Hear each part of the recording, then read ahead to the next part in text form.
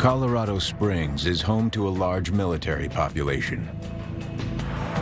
Over 40,000 serve at one of the area's 5 bases, making it the region's largest employer. Many who serve live off base in large apartment units. One of those is U.S. Army Specialist Tracy Spencer. On the morning of July 19th, 1986, Tracy needs a ride from his apartment to his post on Fort Carson. He knocks on a neighbor's door, hoping to catch a ride. But his friend isn't home.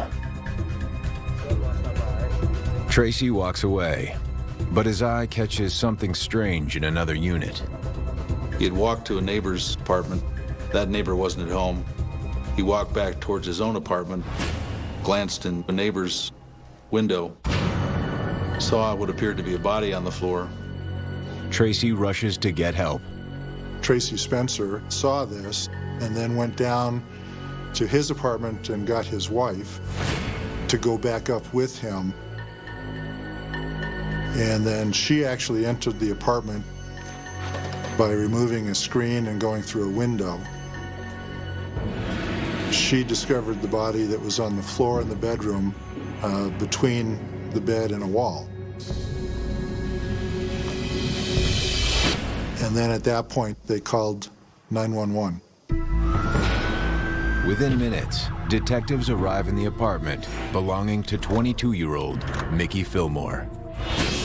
It's clear the victim is dead. The initial indication in the apartment was first that there did not seem to be any real obvious signs of struggle. However, it did appear that the victim possibly had some bruising in the throat area, and she was naked at the time and actually on the floor on top of some clothes.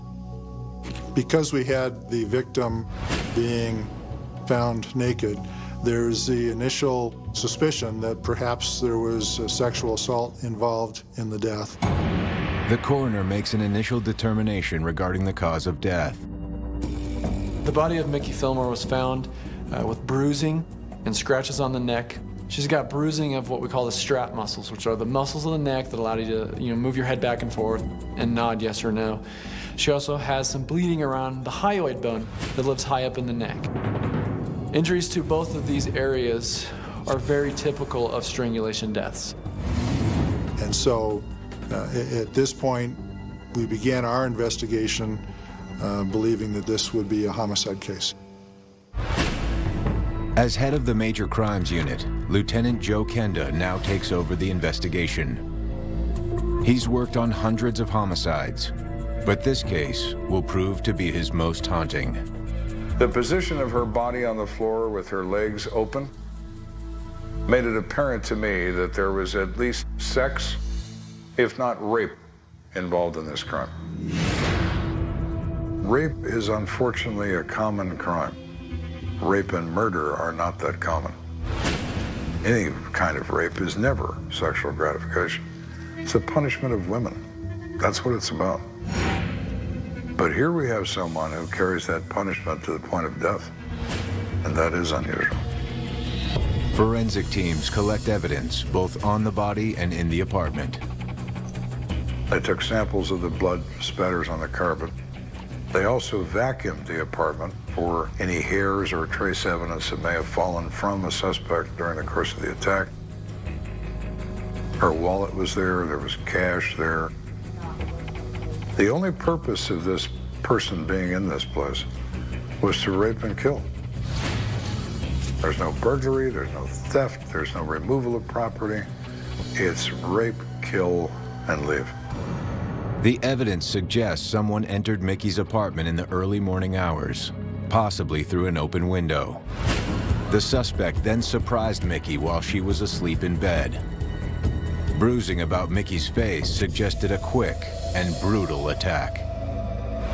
It was the kind of thing where you're just thinking, wow, is this something that was random? Was it somebody that knew her? What happened that would cause her to be strangled and just left there? Nothing about that crime scene said to me that our man spent any amount of time in there at all. It was very quick. There is no candle lighting, no ritualistic behavior, no moving of furniture, no prolonged physical assault. None of the things you often see in sexual assault. That's unusual. The next question is obvious. Why? Why is he doing that? Why is it important to him to get in and get out? Is it because people know him? Is it because there are so many people living here, somebody might see him? It could be any one of those things. He wants in, he wants out. We just don't know why. Investigators question the witnesses who found the body. Lisa Spencer and her husband Tracy. Lisa says that she saw Mickey Fillmore, the victim, the night before her body was discovered, and that she was happy and upbeat and having some pizza. She seemed to be her completely normal self. Neither Tracy nor Lisa said that they saw or heard anything in relation to Mickey's apartment or Mickey herself that was unusual or out of the ordinary. But Lisa says that Mickey had been having troubles recently. Her fiance had left her and stopped paying the utility bills. And there's something else. Lisa Spencer also told us that Mickey was concerned that she was pregnant. Everybody, the neighbors, including the Spencers, sort of kept an eye on her because she was such a nice person. Upbeat person, didn't drink, didn't use drugs, didn't cause trouble. We have nothing that says that Mickey lives a lifestyle that would put her at some level of risk. To Kenda, however, they've just scratched the surface. We find out she's pregnant. Is it her fiance's baby or is it someone else's? We don't know. Everybody seems to like Mickey, but nobody knows how she spends her time. Police canvass the apartment building for more leads and find someone who does know how she spends her time. One of the apartments adjacent to the victim's apartment, Mickey Fillmore's apartment, there were two brothers, Dexter and Dwight McNeil. Dexter actually lived at the apartment, and Dwight had come in from out of town, apparently to help Dexter move out. In talking with them, we were able to determine that Dwight actually went with the victim to a nightclub the evening prior, the night of July 18th. Dwight McNeil says that when they were at a place called the Korean Club, another man came over to their table and talked with Mickey. It was apparent to Dwight that Mickey knew this person. Dwight describes this individual as being 5'10" or 5'11", 170, 180 pounds, in his 20s. He has an earring in one ear and he has a New York-type accent. He sees them talking, doesn't pay a lot of attention to it. He's not there as a boyfriend to Mickey, he's just with her. Dwight says that he and Mickey decided to leave the club at about 2 a.m. As they were walking out, he saw Mickey handing the same black male a small piece of paper. He assumes it's a phone number or an address, he doesn't know. Dwight says that the two returned to Mickey's apartment, where they stayed up talking until about 3:30 a.m. Then Dwight returned to his own unit. When Dwight is at his apartment, it's now about 4 o'clock in the morning. He hears somebody knocking on Mickey's door. He has a front window in his apartment as well, just like Mickey does. So he pulls back the curtain and he sees the same black male that he saw at the club knocking on her door. And he's certain that this individual is the same person he saw in contact with Mickey at the club. Dwight's timeline is supported by another witness living upstairs from Mickey. She remembers being awakened by a scream. A woman's scream, very early that morning. She thought it was about 3:45 in the morning. Heard a scream, heard some thumping, like maybe a fight, maybe. But went back to sleep immediately and didn't hear anything else. Did Mickey arrange a late-night rendezvous that ended in murder? Maybe. Of course, the second possibility also exists. What if Mickey's fiancée wanted to end their relationship permanently?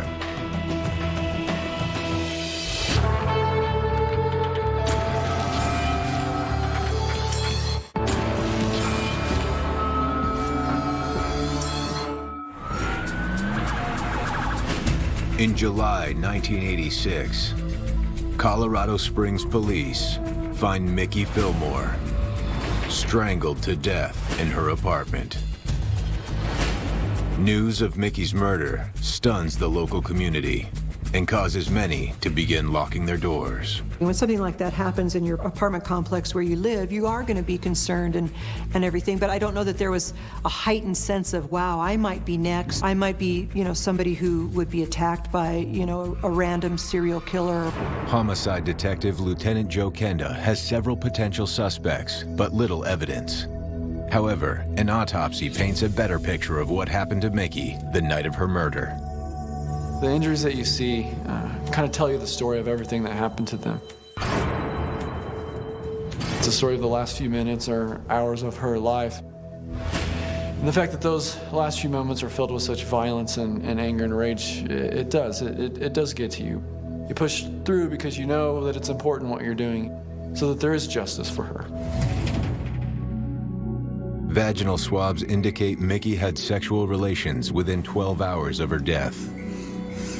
But contrary to what her neighbor told police, tests show Mickey was not pregnant, nor was she intoxicated.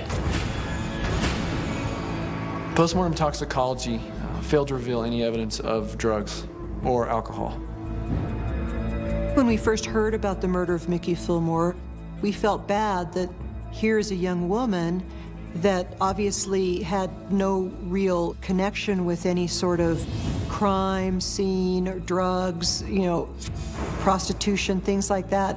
I mean, there was really no reason that she would be a victim of a murder.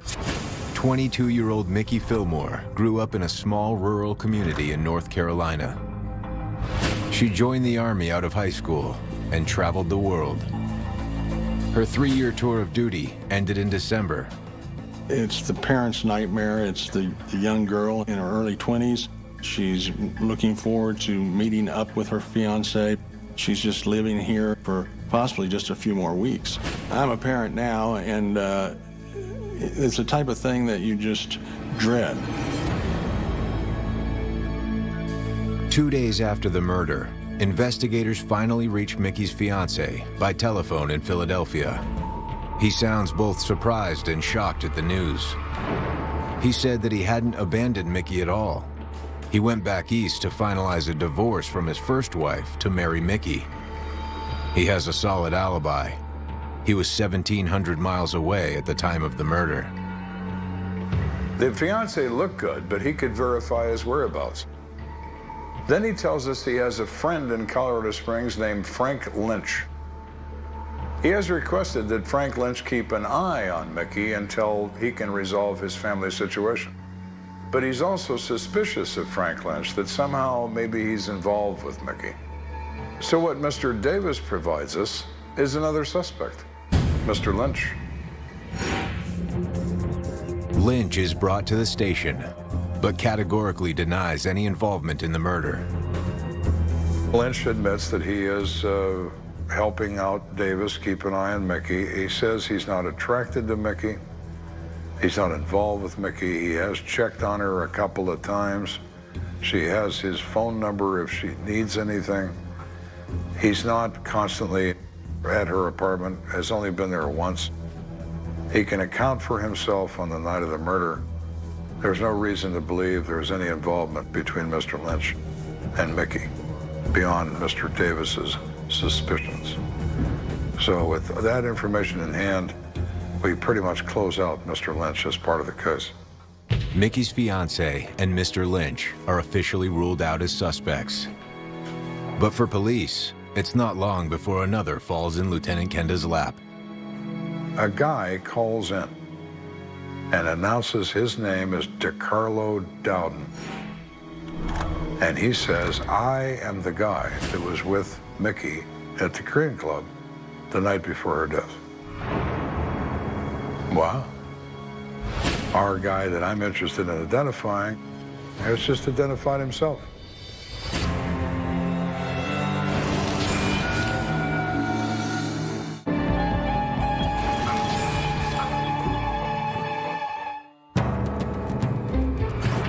After the murder of Mickey Fillmore, clues point to a mysterious man seen lurking outside her apartment at 4 in the morning. Detectives aren't sure of his identity, but a surprise call changes all of that. Out of the blue, this guy calls us. Says his name is DeCarlo Dowden, and he wants to talk. DeCarlo Dowden told us that he had driven to the club and ran into Mickey Fillmore. And while he didn't know her from before personally, he recognized her from the apartment complex.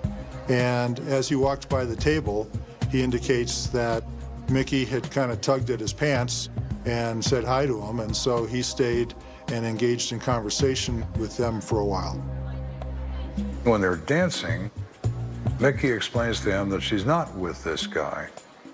He's just an escort that brought her to the club.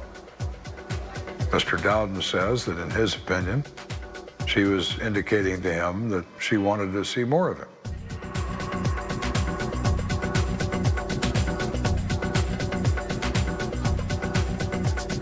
As the evening wears on, she gives him a phone number.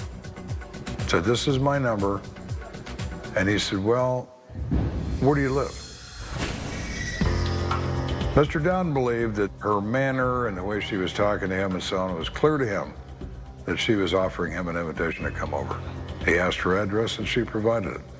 In Mr. Dowden's mind, that was an open invitation. So we asked him, did you go over to her apartment? Yes, I did. Dowden says he knocked on her door, but there was no answer. And he says he left. He remembers that the curtain moved on the window that the McNeil brothers live in. He saw somebody look out, didn't see who it was, but he remembered that. And that's exactly what Dwight told us, that he looked out the window and saw it was this guy. Dowden insists that there's no answer at the door. He did not try the doorknob. He did not go in the apartment. He went and got in his car, left, and went home. Dowden is freely providing this information to police, but Kenda is skeptical. Here we have DeCarlo. Well, I was with that girl all night, and then, well, she gave me her address, and, well, I went over there. But I knocked on the door, and I didn't go inside. You knocked on the door, you didn't try to go inside. You knocked on the door, and you didn't see if the door was locked. What's up with that, DeCarlo? Is it possible he's telling the truth? Of course. Is it possible he's lying? Of course. I need something more than an opinion. I need physical evidence. Some of my men wanted to arrest him right then and there. Not going to happen. We don't have probable cause. We don't have enough. So before Mr. Dowden leaves, I ask him for biological samples, blood, hair, for comparison to my crime scene evidence that I'm still waiting for to be examined by the lab. He agrees. Said, fine, no problem. I didn't do this. I was not in her apartment. You can have any kind of sample you want. That's pretty positive for him. He's willing to give those up. Does it mean he didn't do it? No. Investigators run a check on Dowden's hair and blood against that collected at the crime scene. That will take several weeks to process. In the meantime, they bring in Dwight McNeil, the victim's friend, who picks Dowden out of a photo lineup. We did some more investigation. We found out that DeCarlo Dowden had some kind of prior meetings with Mickey from a club they were involved in, and that he had possibly been to her house. DeCarlo does not impress me as a particularly intelligent guy, but this isn't about intelligence. Very few criminals are intelligent, but they are cunning. Is DeCarlo Dowden so clever that he is aware we will identify him as a suspect, and he understands the first to talk is the first to be believed? Or is he just a guy that wants to clear his name in a murder case? Before police can answer that, a shocking development takes the case in an entirely new direction. On August 12th, 3 weeks after the murder of Mickey Fillmore, police make a discovery that stuns Lieutenant Kenda. Another body has been discovered in the same building. This was not a coincidence. There was something going on in that apartment complex. Immediately, I was frightened. I thought, oh no.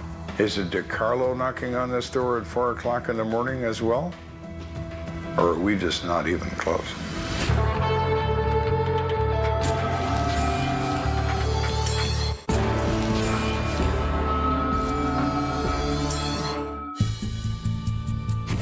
Three weeks after Mickey Fillmore is found dead, police are circling DeCarlo Dowden as their primary suspect. But then, on August 12th, a neighbor of hers, 24-year-old Barbara Kramer, fails to show up for work. Barbara Kramer is a registered nurse. She works at Eisenhower Hospital. She is a dedicated employee and hasn't missed a day of work since she started working at Eisenhower Hospital. On that day, she doesn't come to work. Her boss is instantly very distressed. The hospital had called me and said that Barb didn't come to work, and she hadn't called in. And that was so out of character for her. So that was kind of a panic button for me, that something had happened, and to go over there. And so we parked and started walking up to the apartment. And as we're coming closer to it, I could see her newspaper was laying outside her door. So you knew she hadn't been outside the house. The door was unlocked, and just instantly knew then something was wrong. I can remember it was really warm that day, and I was just cold. Just instantly, I was freezing cold. You could tell there had been a struggle right inside the door. There was a plant that was knocked over. There were things that were strewn around the room.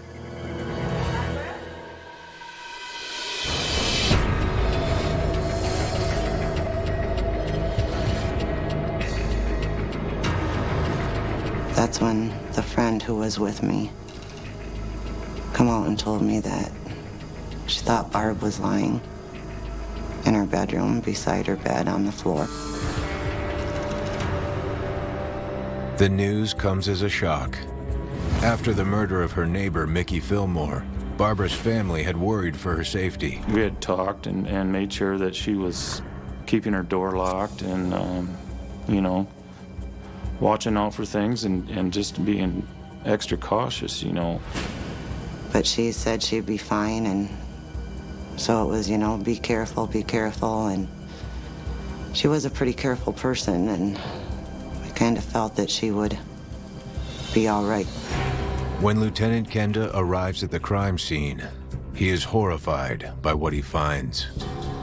I got almost sick to the stomach, not from looking at the body, but from knowing this is the same guy. This is Mickey, too. Barbara Kramer is a white female, 24 years old, tall, very pretty. Mickey Fillmore was black female, somewhat shorter, but other than that distinction, it looked like the same crime scene. We have the bed sheets pulled off the bed from the right lower corner. She's on her back, displayed. She's been strangled. It's the same guy, and it's the same place. Coroner puts the time of death between 4 and 7 a.m. Discovery is shortly after 9 a.m. by her sister. So it's within a very brief period of time before that, consistent with the other time of day in the Mickey case. Both victims have the same characteristics. Single female living alone. Attack occurs in the middle of the night, and both strangled. I feel a very personal sense of sadness for what happened to this person. And in this case, it was the second homicide in the same apartment complex within a fairly short period of time. And we were concerned primarily for her, finding who did this and finding who did it so there wouldn't be a third one. At the time, I really felt responsible for her. And obviously, I felt like I'd let her down, let my family down, because of what happened here. This doesn't happen to us. You don't believe it. For a long time, you just kind of wished it would be a nightmare, and that you'd wake up.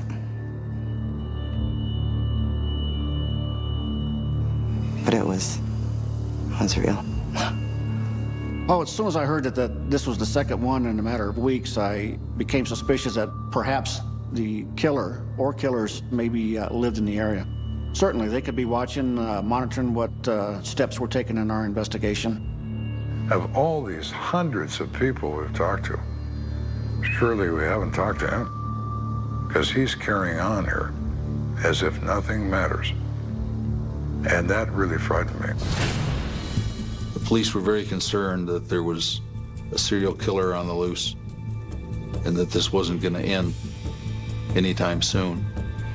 Investigators immediately tracked down DeCarlo Dowden. He says he's been with his girlfriend all night. And she alibis him out for Barbara Kramer. He's with her. He's still there now. Well, if DeCarlo Dowden didn't kill this woman, then he didn't kill Mickey either. My best suspect just went away. This is too similar of an offense. It cannot be one and not this one. Same killer, two targets. DeCarlo Dowden's not the guy. Who is? You're standing there thinking that your cunning guy is one step ahead of you for certain. How many more steps is it going to take? How many more people have to die before we figure out who this guy is? If he will do a second one, he's going to not stop until we stop him. How many more bodies are we going to have to get to before I find him? Both victims were found in the same complex, and Detective Kenda thinks the killer may have stalked both victims before the attacks. All the doors and all the windows and all the hallways look identical. How did he select the correct apartment? Because he knew what the correct apartment was. It's not random. He surveilled this person, at least for a period of time, to make certain he's in the right place and he's at the right time. He's smart enough to take some steps. Is he smart enough to take them all? Probably not. Probably not. How many mistakes did he make? 5, 10, 15, 20? How many mistakes?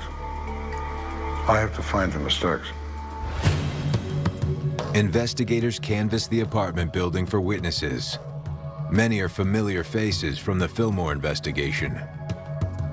We encountered the neighbor lady who says that she's awakened at 6:30 in the morning by a lady's scream and sounds of a fight. Thumping on the floor, thumping on the wall. She wasn't sure about that, but definite sounds of a fight and a lady's scream at 6:30. So I'm standing at the railing in this complex wondering if I should jump or not during the course of this case. One of my detectives comes up and says, "Hey, I think we got something good." What do we got? What police have is more information. Information that may prove critical. The neighbor lady explains that she's coming out of her door at 6:25 in the morning. I live right close to Barbara Kramer. Live right there. I look over at her door, and Tracy Spencer is knocking on her door. He's got a piece of paper in his hand. I see him. I know him. I've talked to him many times. The door opens, and Spencer goes inside. And then the door slams shut. I mean, slams really hard. And I thought that was kind of strange.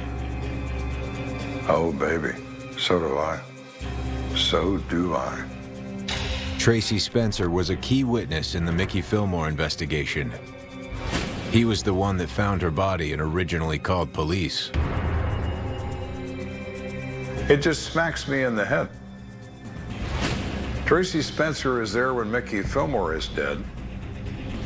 And now Tracy's going into Barbara Kramer's apartment when she's discovered dead.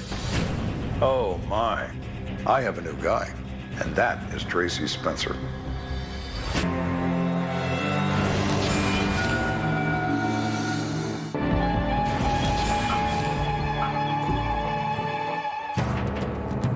After two women are murdered in the same apartment complex, neighbors fear that a serial killer is living nearby. You think, wow, is this something that is just random, that they happen to live in the same apartment complex? Or is there somebody that is stalking women, single women, young women who live in an apartment complex and they're finding them vulnerable and they're breaking in? We knew not only would it be very unnerving for that community within the apartment complex, but it's unnerving to us as well to know that there's somebody out there that has now killed two people and you're not sure who it is. But when a witness names Tracy Spencer as a possible suspect in the Barbara Kramer case, investigators realize he was the same person who admitted finding Mickey Fillmore's body. Police refocus on Tracy and his background. He had a minor criminal history. No history of sexual assault. Minor criminal activity, not unlike anybody else in the building. Nothing about it stood out. All of a sudden, the police had the situation where the person who called in the first murder, who discovered it, who discovered the body, was now the prime suspect in both murders. This was certainly something that wasn't ordinary or expected. I'm not a big believer in coincidences. Tracy Spencer has just found himself as suspect number 1 in 2 murder investigations. I have put surveillance on Tracy Spencer's apartment. I'm applying for an arrest warrant to arrest him for 2 counts of first-degree murder. But we need to re-interview everyone. We need to start over. Again. Kenda doesn't want to talk to him just yet. The veteran detective first wants to speak with his wife, Lisa. Lisa and Tracy found Mickey's body together. We tell her what's going on, that we intend to arrest her husband. She initially denies everything. She sticks to her initial story. My husband just found Mickey. He was with me all night. Same stories that she told at the time that Mickey was discovered. When I tell her that we have an eyewitness that knows Tracy, that sees him go into Barbara Kramer's apartment with a piece of paper in his hand and slam the door behind him, then she starts to cry. It's not uncommon for a wife to give a defendant an alibi until she realizes who she's dealing with and the type of person she's dealing with. And then oftentimes they will come forward and tell the truth. Then I said, Lisa, if you continue to protect him, I'm going to figure out a way to throw you in jail too. She then breaks down completely and says, well, I lied. You lied about what? I lied that Tracy was with me all night, the night that Mickey was found, because he wasn't. He goes out, goes for walks, he leaves the apartment, he goes away. What else? Well, he was talking to me about Barbara Kramer. He said that he's been finding her mail laying on the sidewalk, that maybe the wind blew it out of the mailboxes, and that he should go give it back to her. Do you ever find mail around here, Lisa? No. Aren't they locked mailboxes? Well, yeah, they are. Didn't you think that was odd, that he would find mail from Barbara Kramer and no one else? Well, I wondered about it, but I didn't know. Lisa says that Tracy had an envelope for Barbara Kramer, but she'd accidentally thrown it away. and Tracy became very angry. He was looking for that envelope that had her name on it, but I had thrown it away. I didn't tell him that, but he was like really agitated. I got to find that. I have to take that to her. I have to give her that. She didn't tell him where it was, but it was in the trash. Lisa also admits that she lied to police when she said she found Mickey Fillmore's body. She did not go in through the window. She did not find the body, that she was just doing all that to help him out. Why would you defend someone who has murdered a woman? Because your response is you love him? That's what Lisa said. But I love Tracy. Really? Well, maybe he's going to love you back, and maybe he's going to love you to death. While Kenda is interviewing Lisa, detectives at the complex report that Tracy Spencer is leaving his apartment at that very moment. One of my detectives calls and says, Tracy Spencer's out of his apartment and he's walking toward his car. Forget the warrant. Arrest him now. Yes, sir. They lock Tracy up and bring him to me. Tracy is brought to the station while police build their case. We then apply for a search warrant for the apartment based on the statements that we got from Lisa. We get a warrant. In Tracy Spencer's apartment, inside the trash, we find an envelope that has the name Barbara Kramer written there. The envelope is empty, but it does have her name written there. Hours after the murder of Barbara Kramer, Tracy Spencer sits in the interrogation room. Tracy is a prolific liar. Tracy has lied to everybody all the time about everything. So he sticks to his story. We tell him, Tracy, we have people that know you and see you go into her apartment. He says, okay, I did that. You did? Yes. I had mail that I found on the sidewalk that belonged to Barbara Kramer, and I was going to deliver it to her. Okay, what happened? She opened the door, I gave her her envelope, she took it, she thanked me, she closed the door, and I left. So you just had this brief contact with Barbara Kramer, right? So all of that, what you told me is the truth? Oh, yes. So we have witnesses see you go inside the apartment, you didn't go inside? No, I didn't do that. He absolutely denies everything because that's what he does. Detectives change gears and confront Spencer about the murder of Mickey Fillmore. We told Tracy Spencer we had found his semen and his pubic hair in Mickey Fillmore.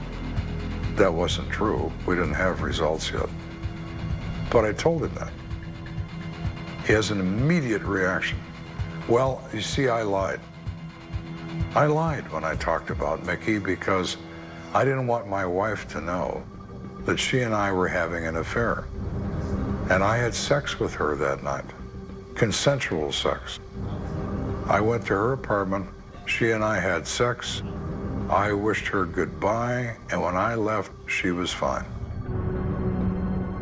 In Tracy's mind, he has an explanation for everything, even for physical evidence found from the scene of a rape. No matter what you say, he's got an answer that could be, might be true. And since Mickey's no longer alive to tell us that, maybe they'll believe me. How much nerve do you have to carry out sexual assault murders when there's a policeman around every doorway? I'm going to commit this crime anyway. I have surveilled this woman, and I'm going to rape and kill her. And if I get caught, I'll lie my way out of it, just like I did with Mickey. But he can't lie his way out of the lab results.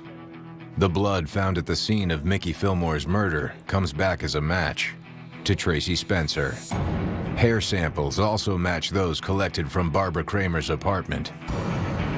Spencer is placed under arrest for the murders of both Mickey Fillmore and Barbara Kramer. Due to the fact that we had two good eyewitness accounts of what had occurred that morning, we felt it was enough to have him booked on that charge of first-degree murder. On December 31st, 1986, Tracy Spencer pleads guilty on 2 counts of first-degree murder. He is later sentenced to life in prison plus 24 years and will be eligible for parole in 2032. 2 young women had come to Colorado Springs from their hometowns, long ways away.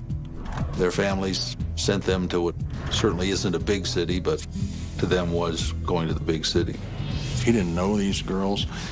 He just picked them out because he had seen them and figured out a way to get into their apartment.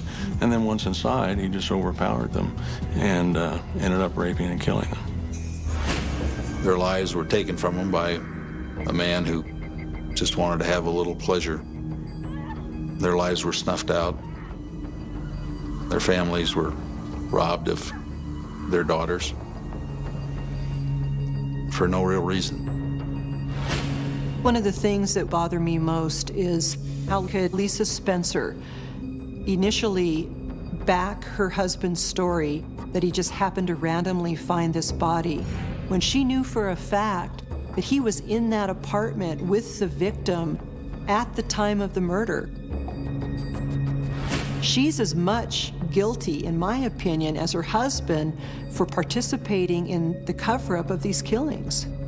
What makes this case stick out for me, this one scared me the most. I was literally frightened.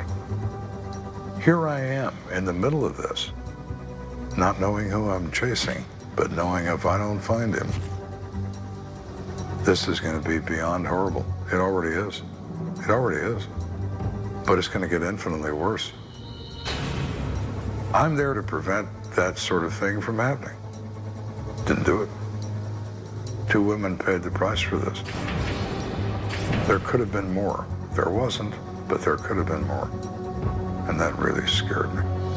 In late November 1994, 2 friends are hiking in Palmer Park. It's the middle of the day, and nothing seems out of the ordinary. Palmer Park is a wilderness park essentially located in the geographic center of the city. It's a large park, about 725 acres. It has a few paved roads that go through the park, a number of hiking trails, and there's one road that leads to the South Canyon of the park.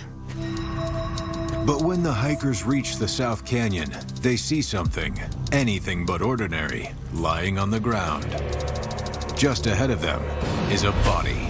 He was a white male, weighed over 300 pounds. He was fully clothed. He was lying on his back. At first, it looked like the victim suffered an accident, possibly a heart attack. The hikers rush to notify the police. When detectives arrive at the scene, it becomes clear this was no accident. The inspection of the body revealed that there was some obvious blunt force trauma to the head, as if he had been struck in the head with some type of an object, causing severe injury, in this case, his death.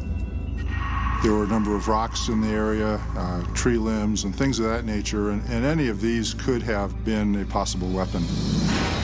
The coroner places the time of death in the early afternoon, and he paints a grim picture of what may have happened. The attack on Mr. Walden wouldn't have ended his life instantaneously. It would have taken multiple blows to different parts of the head as he continued to struggle. It would have been an exceptionally painful death. The death is ruled suspicious, and Lieutenant Joe Kenda is called to the scene. Lieutenant Kenda heads up the Colorado Springs Major Crimes Division. As I look at the victim's body, I'm trying to get a picture or a sense of what exactly is going on. This is a dirt area with a picnic table. There are a number of trails leading off from this area. There's no drag marks, there's no indication in that crime scene that he was moved from anywhere. There's no real indication of any struggle in the area of the crime scene.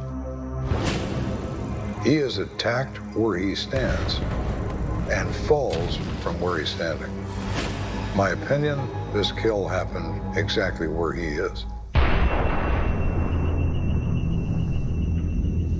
Forensic investigators search the victim's clothes, but his pockets are empty. No wallet, no money. Robbery may be the motive, but to Kenda, the violence used in the kill seems extreme. I'm always interested in the method. How do we kill this victim? Do we stand 50 feet away with a gun? Gun provides distance. It provides emotional distance. Don't get your hands dirty. Stand back and shoot. When it's a personal attack, and it's a vicious attack with multiple blows, and I'm sure that some of those blows were delivered when our man is on the ground. It tells you rage. Someone has a personal reason to kill this person. As the scene is being processed, Lieutenant Kenda pays close attention to the boot prints found in the dirt. I speak to my forensic investigators, and I realize we have lots of footprints all over the place, but I'm concerned about the ones around the body. Obese people have great difficulty engaging in physical fights. I don't expect there was much of one. So I want those footprints close to the remains. Maybe there's a stone lodged in a cleat. Maybe it's got a cut. Maybe it's got a wear mark where someone walks on their ankles or walks on their insteps.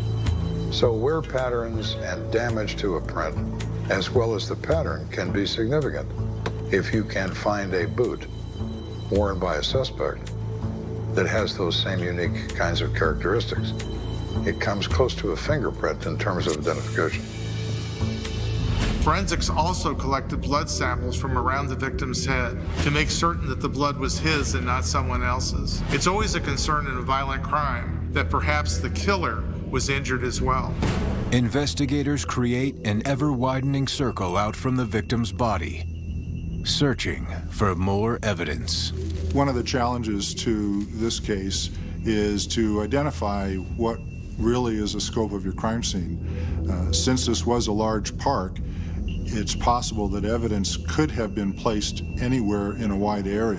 Because it was out in the park, you didn't start with any clues as far as who might have been there. It could have been anybody in the world. The search yields nothing. Whatever was used to kill the victim, most probably a rock, was nowhere to be found. And neither are any witnesses. Nobody had any pertinent information, and so we were at a point where we didn't have any direct information leading to his cause of death or any information that might point us in the direction of any suspect. But the search does turn up a clue leading to the victim's identity.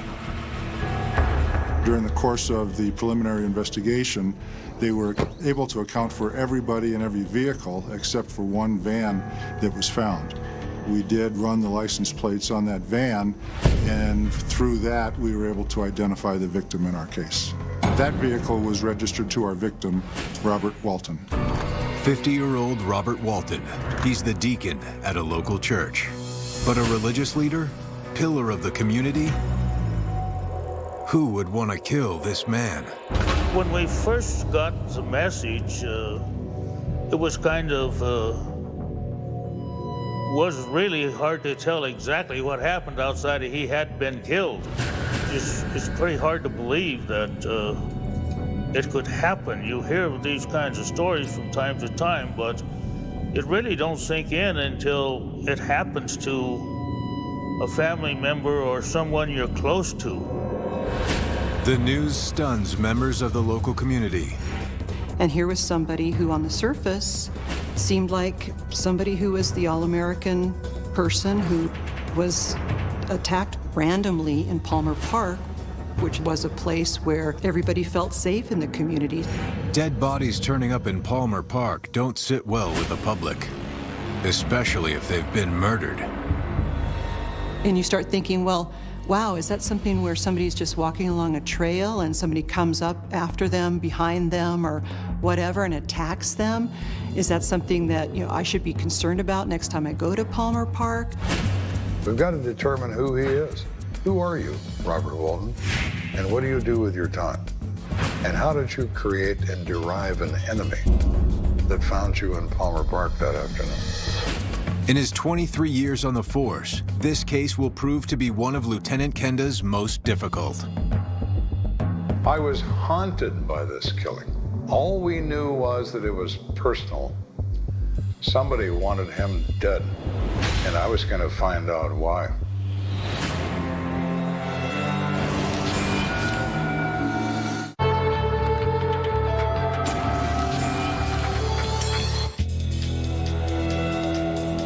When 50-year-old church deacon Robert Walton is found murdered in Colorado Springs' largest park, investigators immediately contact his wife.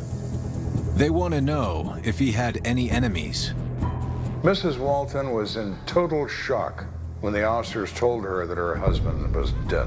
She was even more distraught when they told her that he had been murdered. She found that to be completely unbelievable. She said her husband was a gentle person. He is admired by members of the church. He even offers counseling to members of the church. You just wonder who would want to do that to somebody like him that was always so friendly, outgoing with people. But if he was so well liked, why was he so brutally killed? Was it simply a robbery gone wrong? There's always a possibility of a motive you haven't thought of yet, or a circumstance that you're not aware of. At the moment, we have only two. It's robbery, or it's personal. Could there be a third, fourth, and fifth? Of course, but we don't know enough yet to have an opinion about what that might be. Robert Walton was born in Montana to a deeply religious family. In 1991, he and his wife moved to Colorado Springs, where he later became a deacon at Faith Alliance Church. He started getting involved in church work and became a follower of the Lord and devoted a lot of time and energy to his church. We find Faith Alliance Church to be a legitimate Christian organization. People in it are devoted to their Christian faith. They speak very highly of Bob. Walton's co-workers tell us that he is a gentle person, wonderful man, friend to all, helpful to a fault. Police also learned that Robert had a curious hobby. Mr. Walton's friends said that he was knowledgeable about plants and called him Dr. Bob. They called him Dr. Bob for his ability to take sick plants and make them grow again. It sounded like he really was just kind of a big, chubby teddy bear of a guy. Overall, you got the feeling that this was a guy who liked to be surrounded by other people.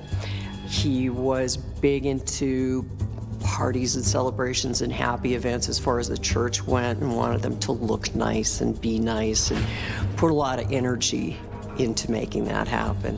Everything about this individual says that he doesn't have an enemy in the world. Clearly not everybody loved Bob.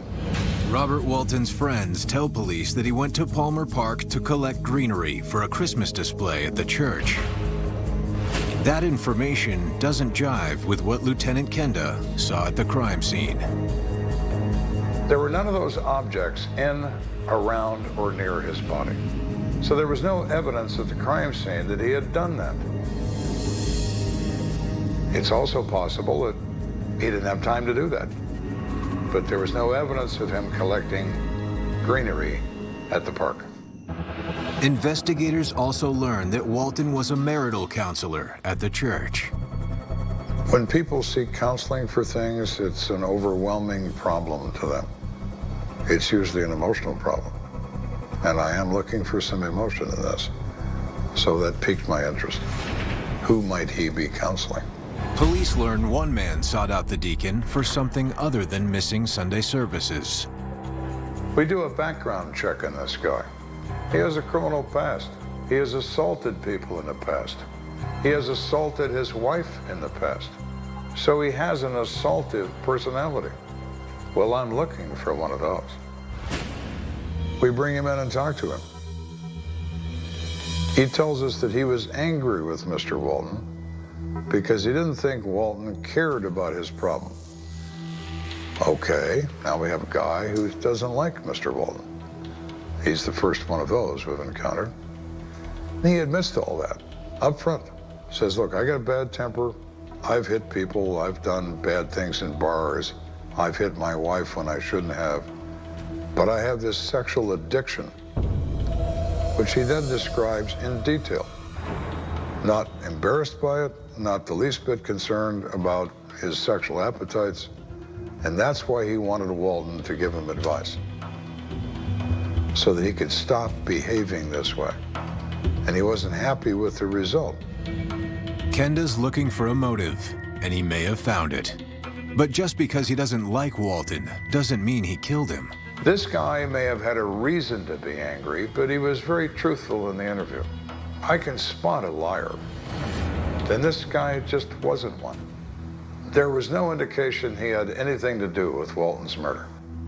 Without any concrete evidence, the suspect can't be charged.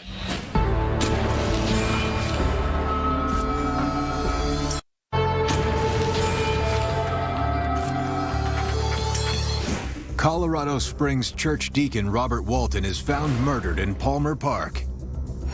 Lieutenant Kenda decides to release certain details of the crime to the media, in the hopes that someone may have seen something unusual on the day of the murder.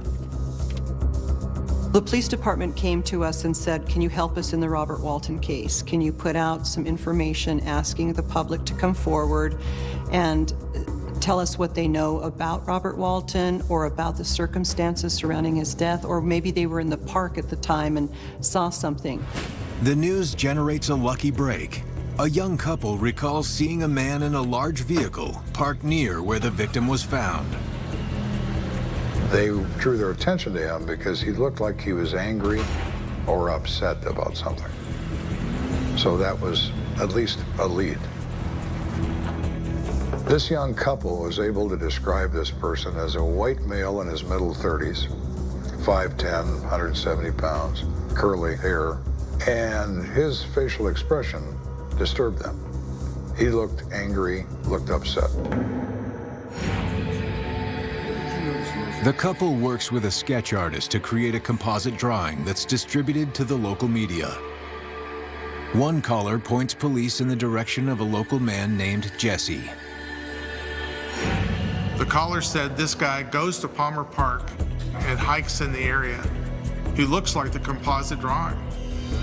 A background check reveals that Jesse is a laborer for a construction company. His ex-wife describes him as having a violent temper. Jesse is brought to the station for questioning. He's belligerent, he's angry. How dare you think of me as doing this? He does look like that composite drawing. He does wear hiking boots. He spends a lot of time in Palmer Park. Kenda knows that Palmer Park has a reputation for things other than hiking. So he decides to play a hunch. We asked him what his sexual preference was, and he came unstuck. He was really angry that we asked him, informing us that you can't put that in a police report. I didn't know there were rules about what we can put in a police report, but he apparently thought so. We obviously touched a nerve, and it was the simple question, are you homosexual? Now, when you get that kind of reaction and denial, then my conclusion is, yes, he is. And he doesn't want anybody on the planet to know it. But making the connection to Robert Walton is tenuous at best. He can't really explain where he was that day, but the vibe I'm getting from this guy is he's not our guy. He doesn't know Robert Walton. We can't connect him to Robert Walton. And even though he does look like that drawing, so do many other people. The suspect is released for lack of evidence. But his reaction to Kenda's questions gives the veteran detective a new approach. Kenda refocuses the investigation not on who, but on why. I don't believe he was there to collect things in Palmer Park. I don't think he was physically capable of doing that. He doesn't look to me like an athlete. or an experienced hiker, or even a walker. Why is he there? What's he doing in the middle of this park in the middle of the day? Palmer Park has been linked with illicit homosexual activity. Could that be the reason for Walton's murder? I don't think my brother was gay. I'd never seen any indication that he may be of that nature. I'd never heard anything that would indicate that, or I never saw anything that would indicate that. But I can't say yes or no. The question is, did church deacon Robert Walton have a secret life? Everyone has secrets that they don't want you to know, that they don't want to share. You never speak to anyone, ever, and get the truth. Parts of it, pieces of it, but it's always just a little out of focus.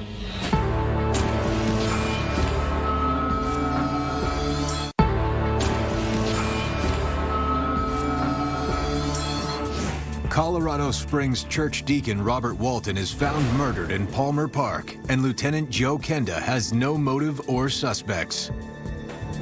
But a strange call from the coroner may change all that. During the autopsy, when his clothing is removed, they find a washcloth that's been rolled and tucked, and that this is found in his crotch. It's a common technique in the homosexual world to put something in your pants to simulate male endowment. This new information leads police to recontact Robert Walton's wife. Is there something she never told them? Oftentimes we set up additional appointments because they have so much emotional trauma going on. It's difficult for them to really convey accurate, pertinent information for us, and so they need a few days oftentimes to kind of settle their thoughts and get back with us to give us information that we need. Robert Walton's wife brings up two things that interest me in that conversation. The first thing she brings up is when they were living in Montana, she finds a homosexual men's magazine in her husband's underwear drawer. She thinks this is extremely unusual. So she asks him, where did this come from?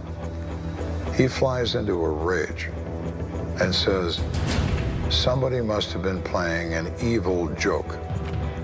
And he destroys the magazine and says, we will never talk about this again. And they didn't. The second thing that grabs Kenda's attention is that Mrs. Walton says her husband has been spending a lot of time away from home recently.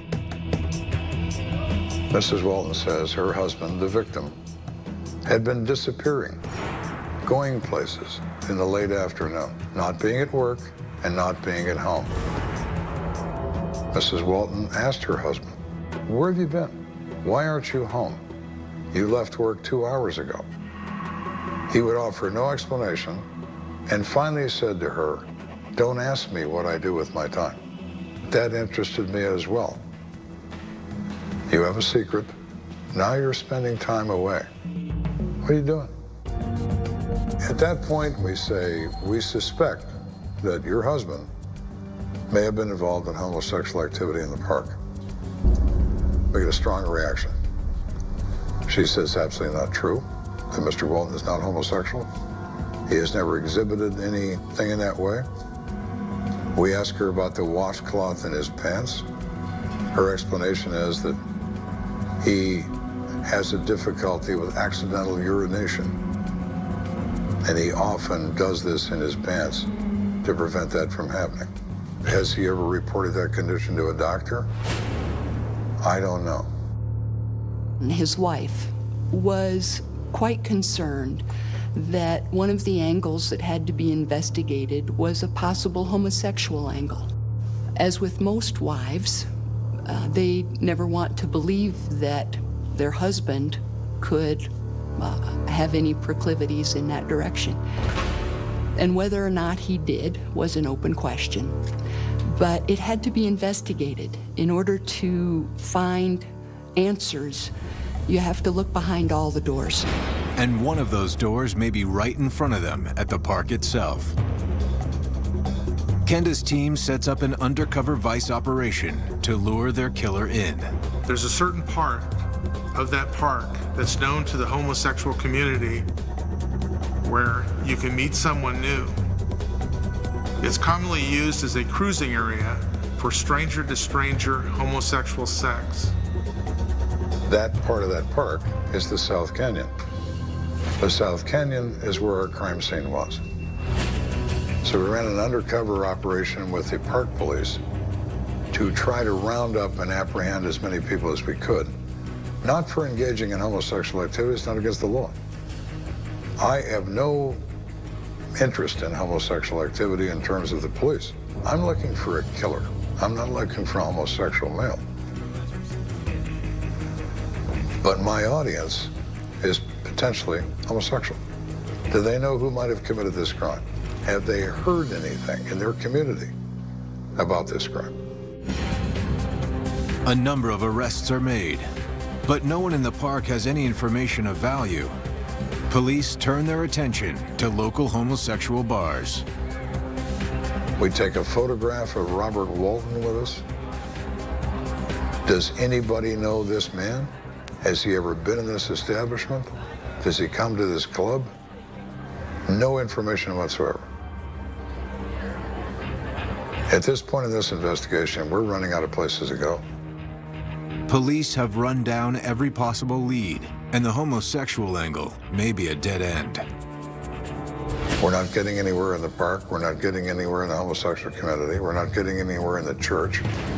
We can't find an enemy of Mr. Walton. We've talked to hundreds of people, and none of it's of any value. When my brother was killed, and after a long period of time and nothing come up, and they kind of put it on the back burner, it seemed like, you know, you begin to wonder, and I kind of did lose hope for a little while. It's frustrating. You've spent a lot of time and effort. You've dragged people in and out of a police station for a few days. Everybody's tired. Nobody's slept. And now we got to start over? Yeah, we got to start over. Because we're not getting anywhere. So we begin again. What didn't we look into out of all this? Lieutenant Kenda hasn't given up. He has his detectives redouble their efforts. They start with Robert Walton's past. Employment records indicate that several years before his murder, Robert Walton worked at a flower shop. Robert Walton worked at Sunshine Florist. Sunshine, it was S-O-N, Shine, was a florist shop that catered to more of a Christian clientele. The Sunshine referred to the Jesus Christ, Son of God. So it was a place, I think, where Robert Walton felt comfortable because he was very active in his church. Police talked to the owners and learned something strange. Walton did in fact work there, but he got fired when some money vanished from the safe. When the money came up missing, there was no one charged at the time with the theft. There were people who had access to the money, and that included Robert Walton and others. But as far as what actually happened to the money, that question was never answered. One of the things we wondered at the time is whether or not Robert Walton had been involved with the theft in some way or knew who had, and that his killing was not random but was in some way related to the disappearance of that money. Investigators then hear something equally bizarre. On the day of his murder, Robert Walton paid a visit to Sunshine Florist. That interested me. What was he doing back in that flower shop on the day he was murdered? Was he there buying flowers? Or perhaps he was there to meet someone? Maybe that someone killed Robert Walton.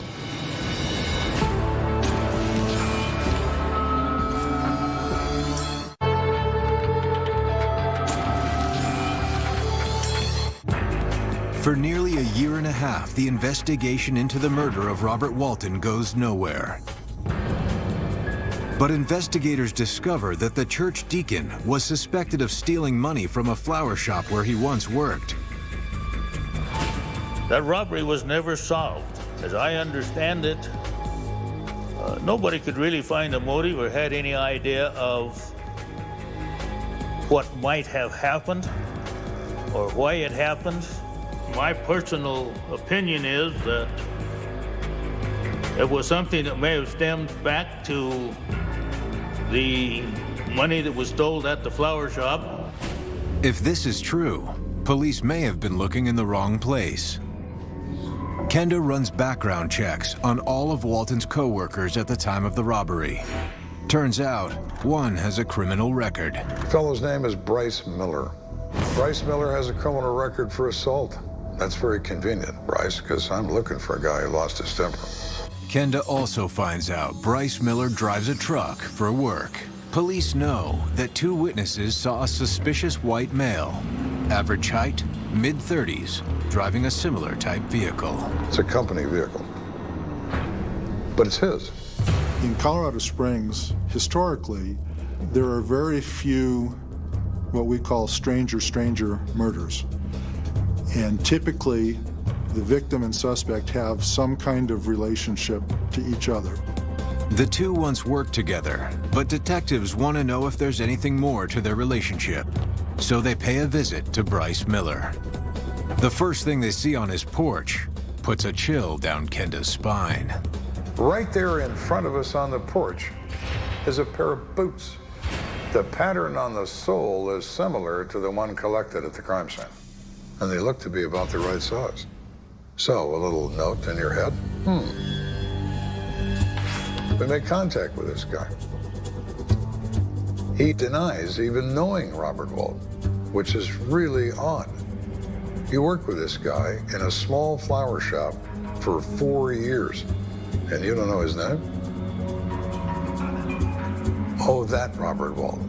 He's being evasive. He's being, I don't want to talk about this. I don't remember this guy. I don't know anything about this. And everything about him is saying, yeah, he does. Soon, Bryce begins to change his tune.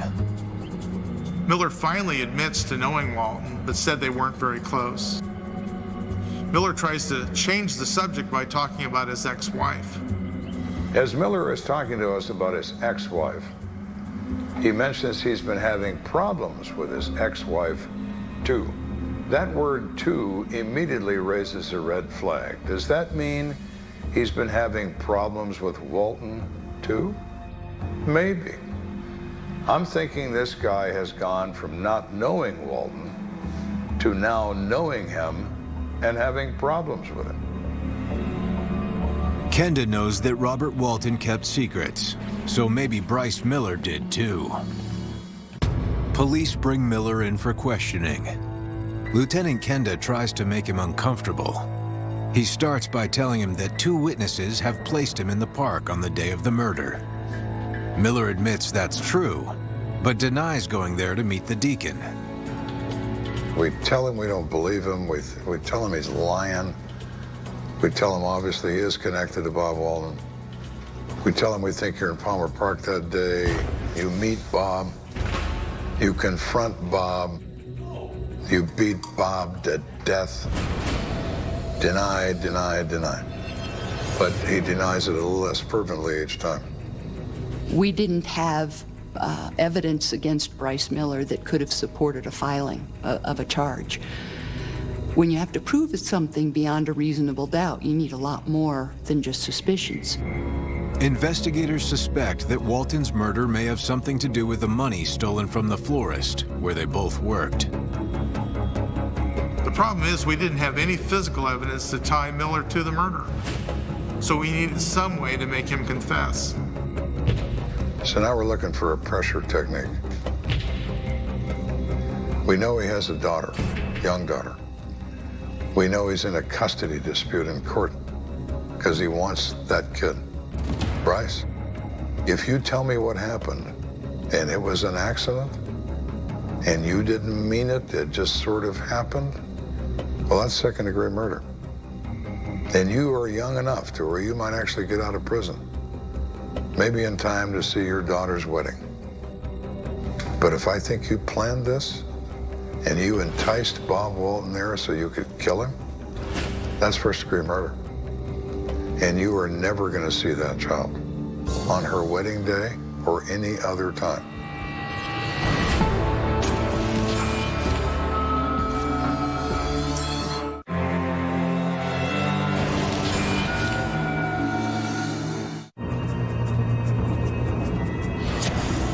It's a year and a half into the Robert Walton murder investigation, and police have zeroed in on Bryce Miller as their prime suspect. But unless he's willing to admit to killing Walton, police don't have a case. So Kenda uses Miller's daughter as leverage. He starts to cry, and then he uses that same expression. I didn't mean it. I didn't mean it. I didn't mean it. He just kept saying it. You didn't mean what, Bryce? You didn't mean what? When he starts to turn, when you know that, okay, he's come to grips with this, he knows he's trapped, and the next words out of his mouth are going to tell you about it. You can see it in his face. He's run out of excuses. He's run out of lies. He has the look of surrender. That's the moment when I sit back and say, I am talking to the right guy. In the Walton case, I've been looking for you for 17 months. And now here you sit. This is our guy. Bryce says he meets Bob Walton in that park by accident. He just runs across him. Bryce says that when they're talking, Bob Walton tries to sexually assault him. Bryce says, I think I'm going to be raped. Then Bryce says he picks up a rock or a stick, says he can't remember, and he hit Bob Walton in the head several times. And then he decides that Bob is probably dead. So he goes back to work. Bryce has confessed to killing Walton, but says it was an accident. He said that Robert Walton had approached Bryce Miller, and made a sexual overture toward him. Bryce Miller's version of events is that he tried to rebuff that advance, and Robert Walton kept insisting. What was interesting about it is that he never said Robert Walton got physical with him. So in the confession, it jumps from Robert Walton made a homosexual advance toward me and then wouldn't go away. And then he describes the scuffle between himself and Robert Walton. He says Robert Walton fell down and that he, Bryce Miller, fell underneath him. And he couldn't push him off. But Kenda doesn't buy it. The odds of Bryce Miller running across Bob Walton in the middle of this square-mile park have got to be 100 million to 1. But he insists he did. He insists that. I think that Miller and Walton knew each other. I think it's very possible they had an affair. They met there on purpose by prior arrangement. Bryce says there's no connection to the money stolen from the flower store. The connection is sexual. Kenda's instinct all along. He's arrested, taken to jail, and booked in for second-degree murder. Second-degree murder in Colorado is the knowing causing of a death, not premeditated. Premeditated is first-degree murder, which is, at that time, life in prison. Bob's wife called and she was excited. She had just gotten word that they have arrested an individual and told us who it was. Finally, they're going to get justice here. Investigators at the Colorado Bureau of Investigation laboratory compare Miller's boots to the impressions found at the scene. They were determined to be of a similar size and type as those recovered. But because of the length of time between the murder and arrest, the boots could not be positively identified as having left the impressions at the scene. But the jury doesn't need the boots. They have the confession. Bryce Miller was found guilty of second-degree murder. He was sentenced to 40 years in prison. He will be eligible for parole in 2012. At the end of the day, in almost all these cases, people say, why did this happen? What exactly happened? I don't know. The worst of it is you never do. Not for certain. I believe that Miller and Walton met each other in Palmer Park by prior arrangement. I further believe they'd been meeting there for some time. What I don't know is what was said and by whom to make this rise to an emotional level. That happened. When Miller says he was chased by Walton, I absolutely don't believe that. Walton wasn't physically capable of doing that. I think Miller attacked him and killed him right where he stood for whatever offensive thing he said or whatever offensive thing he might have done. But Miller was not acting in his own defense. He was attacking and killing his lover for reasons that only he knows. You always wonder just what happened and why it happened. There's only two people that know what happened. One of them is gone, and we know what the other one has told us, but we're not sure that we have all of the details. The end result was that Robert Walton was killed. He was killed by blows to the head and left in a park for somebody else to find. 18 months went by when his wife didn't know why his body was left in a park. Bryce Miller is the one who hit him in the head and caused him death. Cases like the Walton case can be very difficult to work because you have secrets you're dealing with, secrets from all sides. No one wants to tell you anywhere close to the truth. It makes it very, very difficult and can be very frustrating. So it felt especially good to resolve this. I sit back and I feel good about myself. A successful day at the office, because so many days are so frustrating. You have to cherish the moment when you can. The place can be so busy that moment of cherishing it doesn't last very long because the phone's ringing. The next homicide is knocking on your door. But you try to take that moment and say, ooh, I did something right there. And that's on to the next thing, because there's going to be a next thing.